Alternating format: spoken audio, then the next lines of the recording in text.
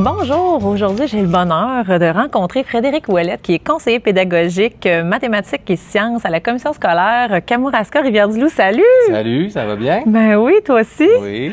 Écoute, Frédéric, tu viens toujours de me parler de Desmos. Oui. On en entend présentement beaucoup parler. Oui. Qu'est-ce que c'est Desmos? Okay. Ben, Desmos, c'est je vais dire un logiciel, mais en fait, c'est pas vraiment un logiciel. C'est une application web, si on veut. C'est un site web où on peut tracer des graphiques. Puis, en fait, on peut aller très loin avec les élèves dans leur créativité parce que le graphique va... aussitôt que l'élève va entrer une équation, on va le voir apparaître automatiquement. Puis, les élèves, ce qu'ils peuvent faire, en fait, avec ça, c'est des œuvres d'art. Par exemple, un logo, un dessin, ils vont aller reproduire des personnages de bande animée. À partir tout avec des équations mathématiques. Oui. Mais on peut s'en servir pour faire des graphiques plus traditionnels mathématiques aussi, pour comprendre, par exemple, là, je vais dire le rôle des paramètres dans les fonctions, mais on va le visualiser assez bien avec Desmos. Okay. Mais on peut, c'est ça, faire des projets avec les élèves où on va demander aux élèves de créer tout simplement des représentations qui les intéressent, mais toutes basées à partir d'équations. Oui. Puis, ça peut s'adapter à différents niveaux. Par exemple, en secondaire 3, si on est avec les droites, bien, on peut représenter une maison. Donc, le contour d'une maison qui est plus rectiligne ou avec les toits obliques, etc. Si on est dans les fonctions plus avancées, bien là, les courbes vont entrer. Oui, c'est ça. Des inéquations, mettre la couleur. Ça vaut vraiment la peine de regarder ça. Ben, j'ai fait un atelier il y a 4 ans ici à l'UQAR sur Desmos, puis depuis ce temps-là, ça fait boule de neige ici. D'ailleurs, aujourd'hui, au congrès de GRMS, il doit sommes à l'UQAR en ce moment. Oui, c'est ça, nous sommes à l'UQAR et il doit y avoir 6-7 ateliers certains qui parlent de Desmos. Puis est-ce que, dans le fond, la façon de l'utiliser ou de l'entrevoir, c'est vraiment une application où on offre aux élèves de faire une œuvre d'art ou comment on l'approche dans sa pratique finalement? L'enseignant va l'utiliser de différentes façons. Ça peut être simplement pour présenter, par exemple, présenter au tableau les différentes formules. Une droite, c'est ça, une fonction quelconque, une parabole. Donc, voir qu'est-ce qui se passe si je change les paramètres. On va la voir bouger, on va la voir dynamique. Puis là, quand vient le temps que l'élève crée un projet, bien, ça va...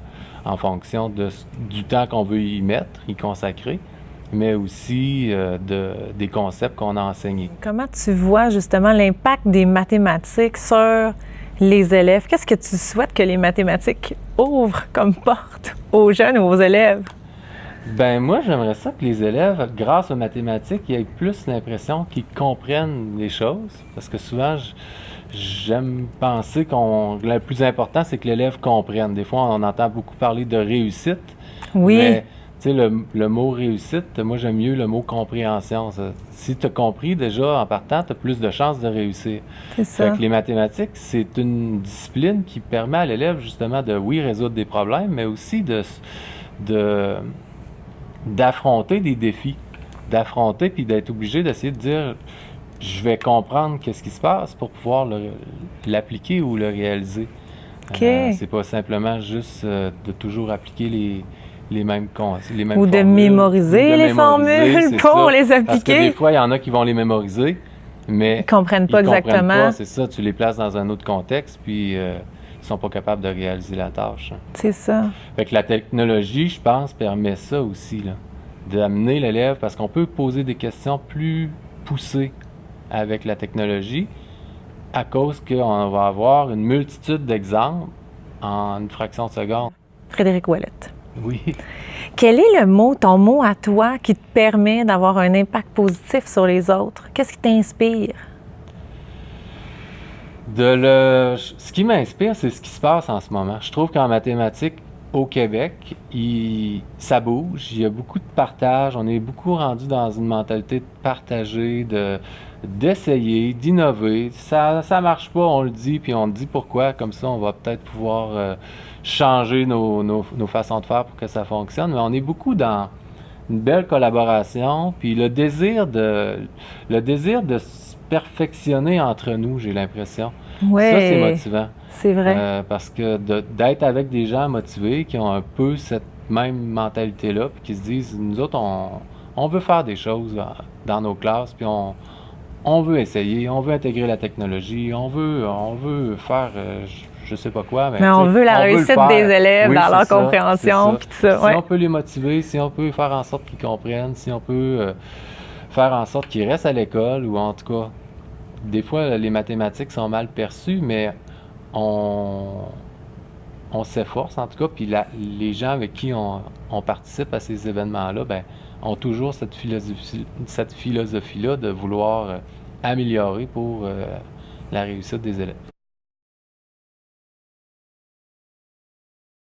C'est quoi la corde à linge? Ben, en fait, la corde à linge, c'est un atelier que j'ai animé l'année passée.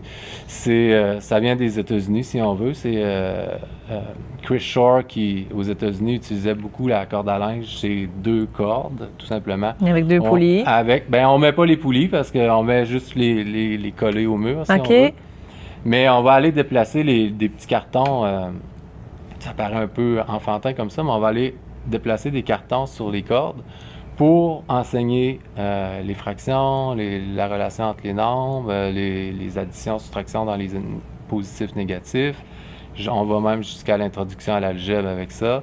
Donc, c'est étonnamment, ça a des résultats assez positifs pour les élèves parce que justement, ils vont visualiser qu'est-ce qui se passe supposons on est en algèbre, qu'est-ce qui se passe vraiment, qu'est-ce que c'est une variable, qu'est-ce que ça veut dire substituer une valeur dans une variable. Donc, ils vont plus le voir. Ça va être plus concret Oui, ça va être plus concret. Ils vont davantage le manipuler. Oui, puis des fois, ils comprendront pas tant l'algorithme tout de suite.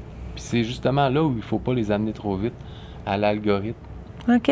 Pour pas que ça devienne trop complexe en partant. On aime mieux qu'ils comprennent ce qu'ils font. Un coup, ils vont avoir compris qu'ils vont trouver ça logique. Complexifier un peu. Justement. Ben, arriver avec qu'est-ce que tu as fait mathématiquement. Donc là, tu as déplacé des objets, mais qu'est-ce que ça veut dire mathématiquement? Ben, merci vraiment beaucoup de nous avoir partagé honneur, tout ce que tu fais en mathématiques et en sciences. Ben, vraiment, partagé. Un honneur de t'avoir reçu. Un honneur de partager avec vous.